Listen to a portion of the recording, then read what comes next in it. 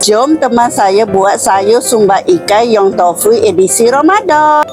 Dia beli pes ikan ni, beli kat pasar raya je. Masukkan semua pes ikan ke dalam bekas tu. Buat sikit sebut lada sulah, jangan letak banyak, dia pedah nanti. Sedikit garam, sedikit tepung jagung. Kacau biasa bati. Lepas tu letak dalam piping bag. Saya lupa pula nak rakam.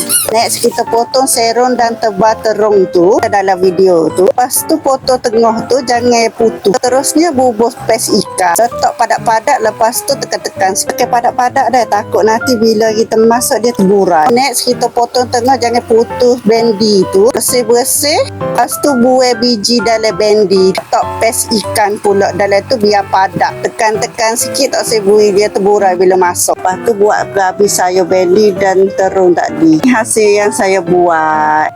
Terusnya panas minyak secukupnya biar betul-betul panas. Pada betul-betul panas tu slow api. Masukkan bendi satu persatu, takut mengecil. Masak sampai keperangan. Lepas tu toskan bendi tu. Next kita goreng terus sumbar ikan. Masuk dalam periuk sebab saya nak deep fry. Guna dalam kuali pun tak apa, ikut suka. Goreng sampai keperangan, lepas tu toskan. Terusnya saya nak buat sup untuk sayur sumbar ikan dan nak rebus bola seafood pula. Bahan-bahan macam video tu dalam periuk yang berisi air secukupnya. Resepi penuh dekat caption dah. Tutup periuk dan rebus selama 30 minit. Selepas 30 minit, makan bahan sup bunjak, halia, carrot dan bawang holland. Tinggal air saja. Masukkan garam, gula secukupnya. Kacau biasa bati. Bukan fucuk ikan goreng. Tak fucuk ni, awak-awak patut cuba. Beli kat supermarket je.